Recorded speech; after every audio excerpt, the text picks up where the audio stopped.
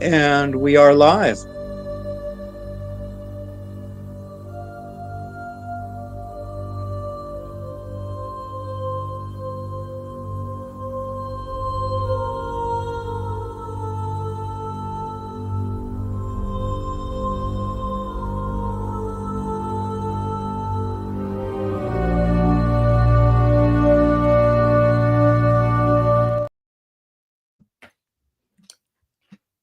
Hey, everybody. Welcome to the Gathering Paracast. We're here. Finally, we made it.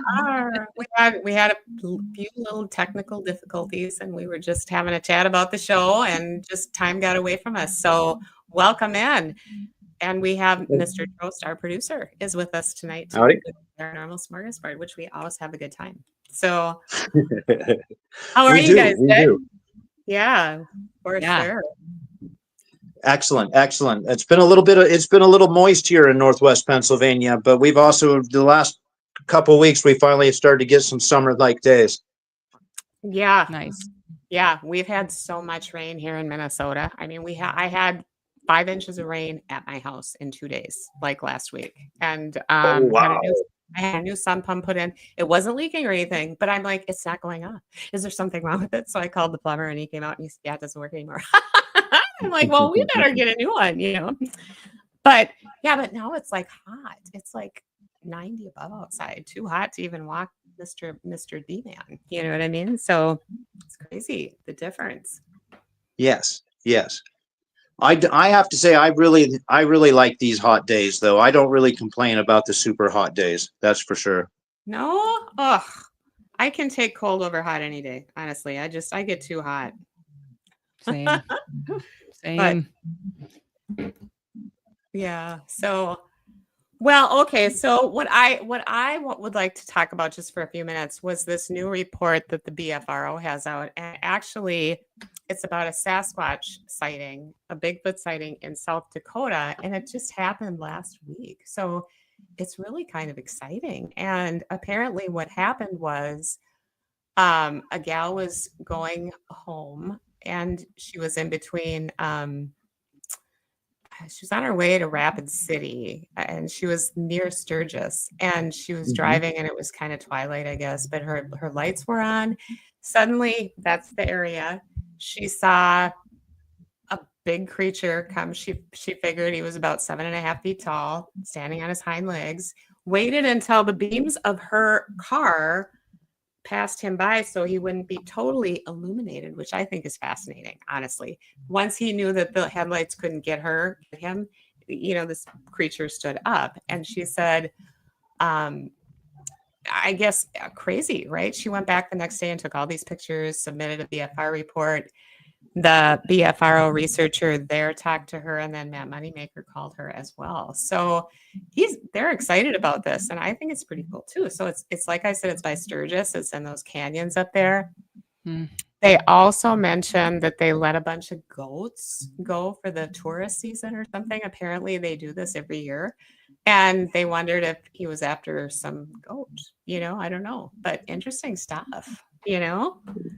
So, what do you mean they release ghosts? Well, goats, mountain goats. Oh, not ghosts. I wish. Release the ghosts. We like goats. Yeah, no, mountain goats. And so I thought that was pretty fascinating. Maybe this creature was around there. Maybe they're looking for food. I mean, who knows? But they're pretty revved up about it. And the fact that it just happened last week, I mean, usually we get these reports, or we see these reports like months after they happened. Right. So they're on the ground. I think the researcher I don't know if she actually went there, but this woman did take pictures, and she checks out. She's a graduate student. She's not like a crazy person that would say, oh my God, I saw this Bigfoot. She was quite scared, So yeah. And that was last week, wasn't it? Yeah, I think the 24th, maybe June 24th. Yeah. That's so. Yeah, it is. I haven't heard of a Bigfoot in South Dakota, but so that's new. But the Black Hills are pretty remote, and they're beautiful. I haven't been there. I have to go there, but very remote and very hard to get around. And it's very sacred land to the Dakota people. So cool place. Perfect place for a Sasquatch. Yeah, I wonder if Yes. there'll be more teams now heading out there to try and do some kind of, I know. video capture or some kind of evidence capture. I know, I right? mean, it would make sense if I don't know. Are there groups out? I would assume there's groups out there. I would guess there's probably groups in every state of the Yeah, country. so that'd be cool if they Yeah. could get a little bit more, investigative technique going Yeah. out there and see what happens. It's very I cool. think aren't there a couple of reservations right there too? There are. I think Yep. it would be like Lakota and maybe Cheyenne or in Well, I that general area. I don't know if the Cheyenne are there. The Cheyenne might be up in Wyoming. I'm not sure. I think South Dakota and North Dakota are mostly Dakota indigenous peoples. But yeah, cool. I think it's very cool. So That is cool. Indian land again, right? So Hope they get some evidence at some point. I do too. I do too. But it's if you can read the report on bfro.net, and if you just click on the recent reports, it's all there. So there's pictures of where it was happened, and Matt Moneymaker's interview with her and what she told him, and he is pretty psyched about it. He posted on Facebook yesterday or the day before, I don't remember. But yeah, cool beans, cool stuff. So I think that woman that went, there was a second BFRO researcher. I think her name is Ontario something. I saw she was the one that went and seconded the report. Seems like she kind of is developing a bit of a name for herself out there.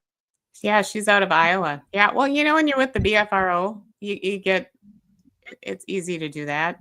I know Matt Moneymaker told me, well, you can be in the BFRO. I'm like, yeah, I don't know if I want to do that. I kind of like to be rogue. I kind of want to do what I want to do. They have rules. Carter has told us about the rules because he's in the BFRO. So, but cool beans. Yeah, I think it's really cool. So yeah, that's very cool. So that kind of leads me to a segue for locally. Just this past weekend, Tommy Cooper had a buddy up here from Ohio, and they set up a fake camp, and almost like a faux camp, and then they had a recording of somebody reading, I think, biblical passages in Cherokee, and they had that playing, and then they left a recorder nearby to see if they could if it would draw anything in as like almost like bait. And it was a great idea, and they did it in a place that shows lots of promise. There's a lot of weird happenings in Bog Hollow, and from what I understand, when they went over the audio recording, they ended up not really getting anything out of the ordinary. But it was a really interesting concept to both set up a bait camp and also to have something being read for a long time, and then using a native language too. So that was kind of a combination of three really cool ideas, and it ended up not really, that time at least, panning out to having anything super cool.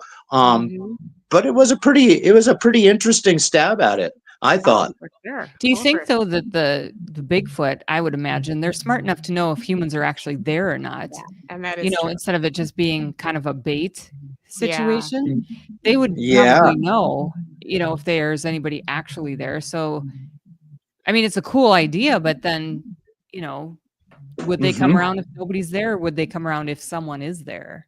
Right. Can they sense things like Spidey sense that there's nobody there?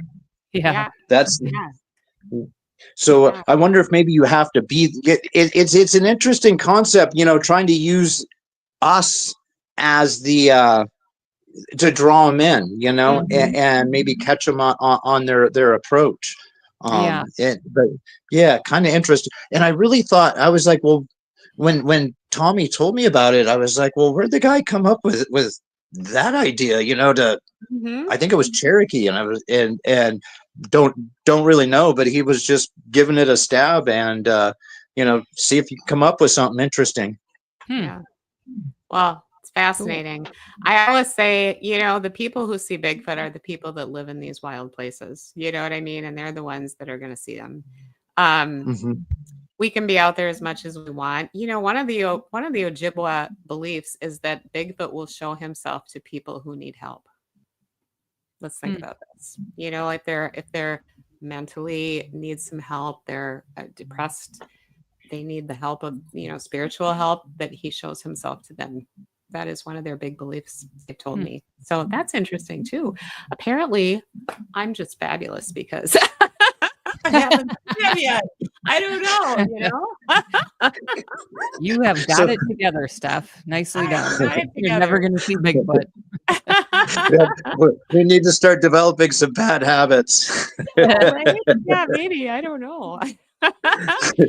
But I will say, you know, one of the very first, I don't know if I've ever talked about it on this show. I know that we've talked about it, Jason, but I know one of the very first times that the Bigfoot bunch, my Bigfoot team, investigated in the the Chippewa National Forest. We drove in and we were on the reservation, and we were on this awful road, dirt. I mean, I don't go there anymore because it wrecks your car, you know? And out of the corner of my eye, I saw this apparition of an Indian man dressed in all, you know, like the old buckskins, you know, and he was like this. And his meaning was clear: welcome, but don't disrespect us or the creatures here.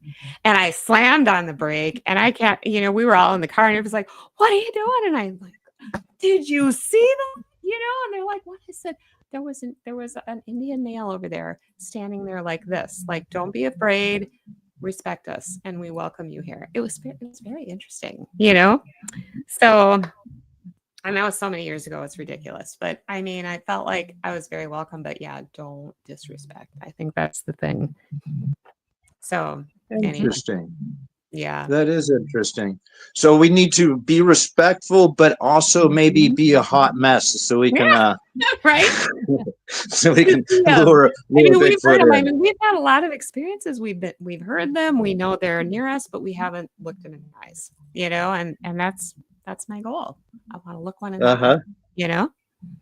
So we'll see. Well, and that kind of points to one of my pet peeves is a lot of times, or it seems like every time there's somebody does a witness encounter or a first person encounter, it seems like they're always like the most dependable person in the world, the last person that you would ever expect to make a mistake of judgment and all that. And it's like, well, looking at all the witness reports, everybody has no problems and is the best witness ever, you know. And sometimes, you know, encounters happen to people that maybe you're not going to believe every time, and we kind of maybe will push those encounters to the side because of a little bit of doubt. But you wonder how much data we're leaving on the table if you only insist that they're basically an ex-cop or an ex-military to, you know, for you to believe them. You know, this isn't the kind of guy that would ever make a mistake. And you know, I think a lot of times maybe too we end up dehumanizing our witnesses because we're trying to make a point that they're so believable. And you know, encounters and stuff happen to everybody. You know, and you can be the biggest BSer in the world and actually have a very legitimate encounter. And the same with like people drinking. You know, it's funny how seldom, you know, witnesses admit to having a beer or two. You know, and it's like that seems to be the best way to chase away Bigfoot is to have a beer. Well, and that I mean, it goes to your point, Jason, that's one of the things, Stephanie, that's what you said, is how credible she is and went through her credentials. So, you know, how many people do get filtered out because that's what you're looking for is, you know, someone that's considered credible, and so that you don't look like you're passing along, you know, bad info. And how often just out of fear of doing that, do we push stories aside, or do we not give consideration to those stories? And because, and actually too, people that have lifestyles on the fringe might experience more than, like, say, most of us with what you might call normal lifestyles. Those people not only have encounters, they might end up putting themselves in position for more encounters than we do. Yeah. Oh, for sure. For sure. And I think it is sad, but like when we talk to people, I don't care what, what they've seen is what's important to me. I mean, of course, if they're kind of a whatever, it's still something, because they go back and they relive this whole experience, and you can just tell because their eyes kind of roll back in their head and they're remembering it. You know what I mean? They remember exactly, what did it smell like? What did it feel like? All these things, and it's not just somebody saying, well, I saw a Bigfoot. You can tell body language is huge, Yes. Yeah. And it's hard to, it's hard to pass that on, when we're passing on, these encounters and stuff, you're like, you can see these things. And I think sometimes we go overboard with our trying to prove that our witness is the most reliable witness ever. And it's a tricky line to walk. Yeah, for sure.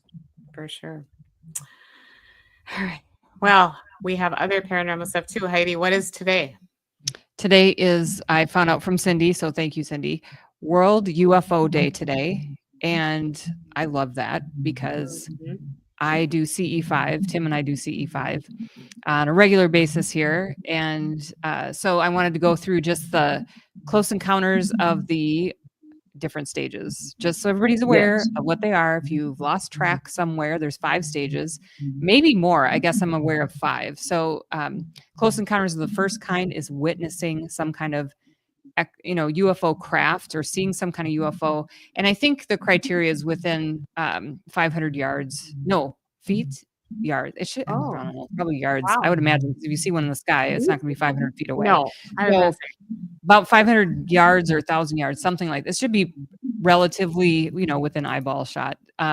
So that's close encounters of the first kind.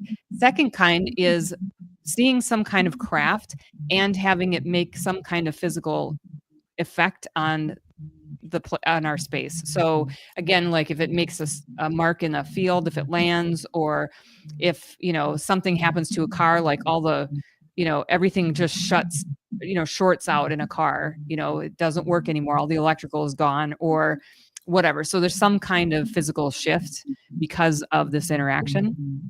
Close encounters of the third kind is you see a UFO and you see any kind of alien occupants. So you have to see someone in it or from it. That's close encounters of the third kind. Close encounters of the fourth kind is abduction and being taken onto the UFO.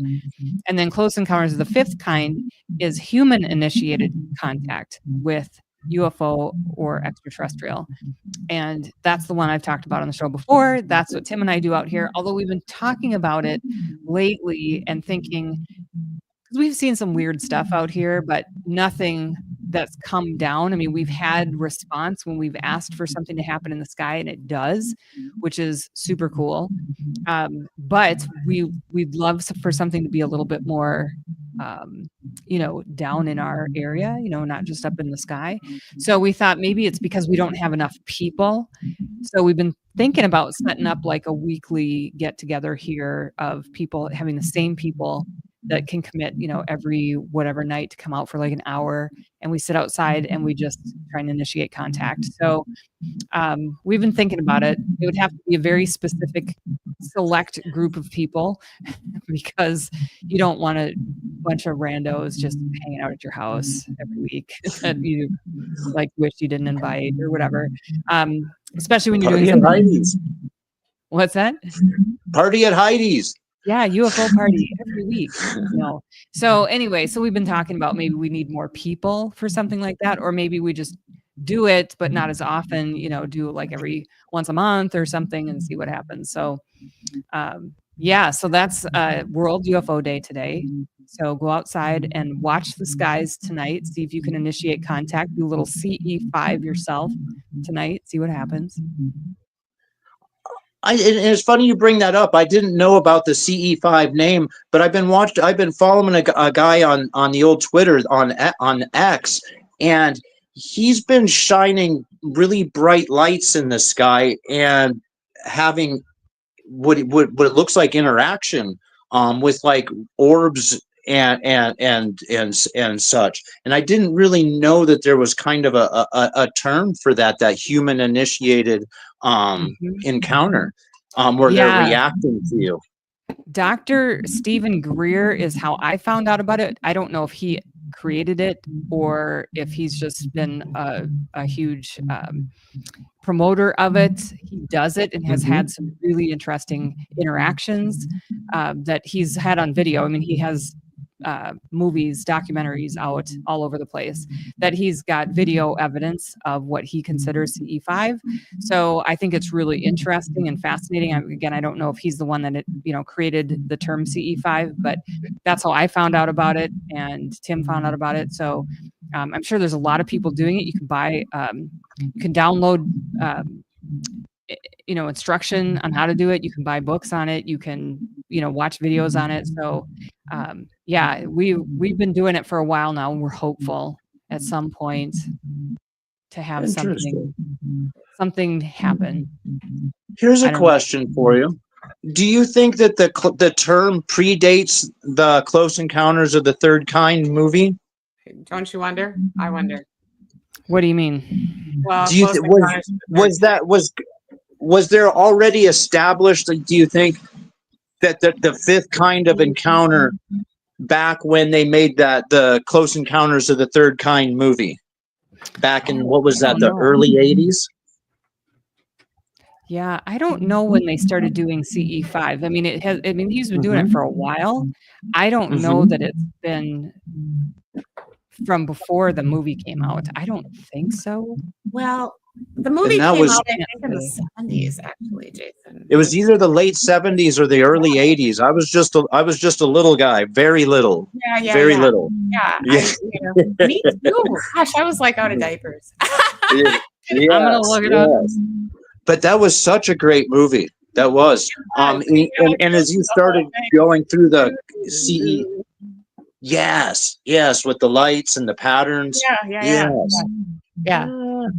And and on this whole time, I didn't really realize that there was that differentiation there. Even though obviously there's that movie that had a profound effect on a lot of our childhoods. Yeah, interesting. Yeah. Okay, so here's what I found about the CE5. This is Google. This is just me Googling. It's nothing official. It's the concept of CE5 was created by Dr. Stephen Greer, so it sounds like he did create it, defined as human-initiated contact, and developed the CE5 protocols through his organization, C-Study, which is the Center for Study of Extraterrestrial Intelligence, which he founded in 1990.